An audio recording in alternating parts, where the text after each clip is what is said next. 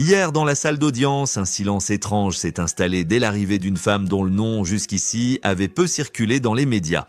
Capricorn Clark, ancienne collaboratrice de Diddy, ancienne confidente, et hier, elle a parlé longuement, durement, parfois la voix brisée, parfois les yeux humides, mais toujours avec ce mélange de douleur et de lucidité qui n'a laissé personne indemne.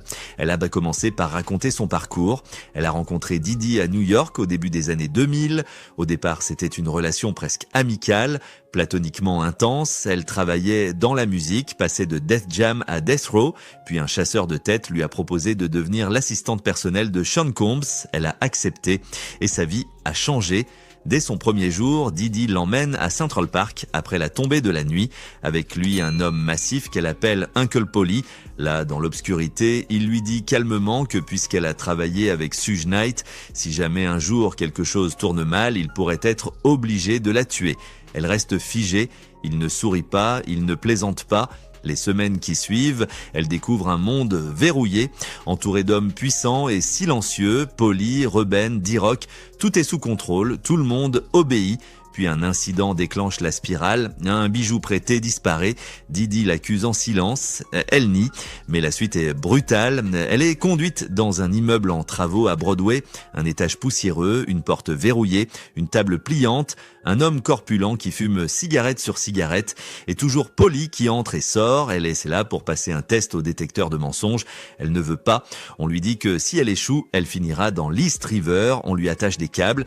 Elle est interrogée longtemps. À répétition, l'homme lui dit qu'il n'arrive pas à lire ses signaux, qu'il pourrait devoir la jeter dans l'eau. Elle reste enfermée 5 jours, sans téléphone, sans liberté, avec la peur comme seul repère. Quand elle sort enfin, on ne lui demande pas d'explication, on lui dit juste qu'elle peut revenir travailler. Et elle le fait parce que fuir serait suspect, parce que dans l'univers de Diddy, tout le monde se tait. Elle raconte ses journées de la 74e rue à Daddy's House, de 7h du matin à tard dans la nuit, parfois 2 heures de sommeil et jamais de reconnaissance. Quand elle demande à être payée pour ses heures supplémentaires, on lui rit au nez, Diddy déchire le papier devant elle. Un jour, elle est convoquée à Star Island, la résidence floridienne de Diddy. Il lui ordonne de ne pas quitter la maison. Pharrell Williams arrive en bateau. Elle ramène un autre invité à Palm Island. Et là, Diddy l'appelle, furieux. « T'es où, bordel? Tu crois que t'as une vie? T'as pas de vie ?» Ces mots-là, elle ne les oubliera jamais. Un autre jour, elle demande à la chef s'il reste du bacon de dinde. La réponse est sèche. Capricorne marmonne. J'en ai marre de cet endroit. La chef le répète à Diddy. Il explose, il la pousse violemment encore et encore jusqu'à ce qu'elle tombe. T'aimes pas ici? Tire-toi. Mais elle reste parce qu'il a fait de la peur une forme de fidélité.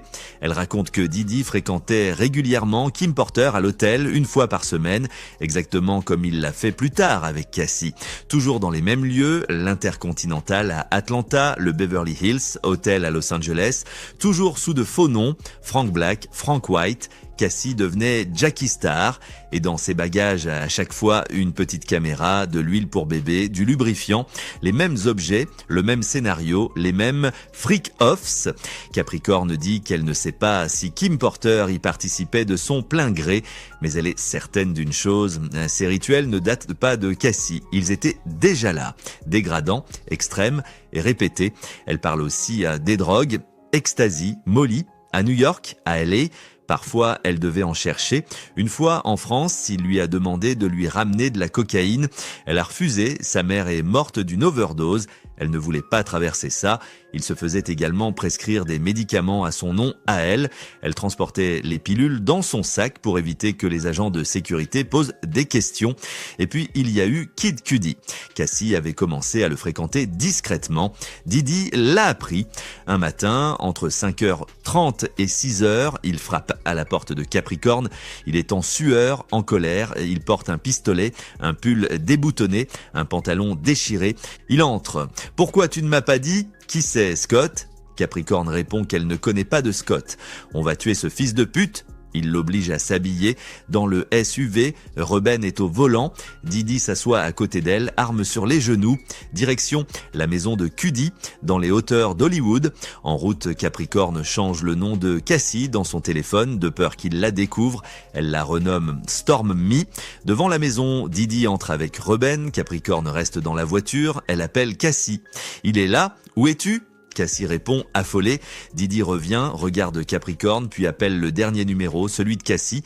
Il comprend, il murmure, c'est elle, cette pétasse. Il croise la police en chemin, mais ne s'arrête pas. Didi lui ordonne d'appeler Cassie et de lui dire « Je t'ai avec moi, tu ne peux pas partir ».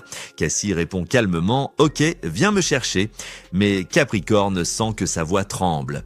Ils vont ensuite voir Kid Cudi pour le convaincre de ne pas porter plainte. Capricorne et Cassie lui expliquent que Didi est venu armé, qu'il est dangereux. Elle le supplie de ne rien dire, mais le pire arrive juste après. Didi frappe Cassie devant eux, sans retenue. Elle tombe, se met en boule, il continue, la frappe encore, jusqu'à la rue. Reuben ne bouge pas. Capricorne crie « Arrête-le !» Personne ne réagit. Didi se tourne vers elle. « Si tu t'en mêles, je t'éclate aussi !» Elle part, à pied, en larmes, et avant de tourner le coin de la rue, elle voit Cassie, toujours là, recroquevillée, en silence. Elle appelle sa mère. « Il frappe ta fille, je ne peux pas appeler la police. Toi, tu peux. » Plus tard, Cassie lui écrit un email. Elle lui dit que Didi menace de publier des vidéos sexuelles, qu'il pourrait s'en prendre à elle et à Cudi. Capricorne ne se souvient pas si elle a répondu, mais quand les enquêteurs des pompiers l'ont appelée, elle a raccroché. Elle voulait disparaître. Didi, lui, aurait dit « Je devrais toutes vous tuer et je devrais lui trancher le visage ». Elle en parle à Harve Pierre. Il lui dit « C'est fou ». Mais ça va aller. 3 jours plus tard, elle est licenciée, plus d'assurance santé, plus de voiture, plus de maison. Et Didi lui dit qu'elle ne retravaillera jamais, qu'il la brisera jusqu'à ce qu'elle se tue. En octobre 2012, elle signe un accord avec lui, secret. Puis en 2016, elle tente de revenir. Cassie vient de signer chez Epic. Capricorne veut croire que quelque chose peut changer. Elle écrit à Didi « Tu m'as kidnappé, rends-moi ma vie ». Hier dans le box, elle craque. Parfois, elle dit qu'il l'a inspiré, qu'il a brisé des plafonds pour les noirs dans le business, qu'il était impressionnant. Et puis elle ajoute « C'est compliqué », mais ce qu'elle raconte n'a rien de compliqué. C'est un empire de silence, de peur, de domination. Et hier, pour la première fois, quelqu'un a brisé ce silence. Merci d'avoir regardé la vidéo jusqu'au bout. Surtout, n'oubliez pas de la liker et de partager autour de vous pour nous encourager. À la prochaine.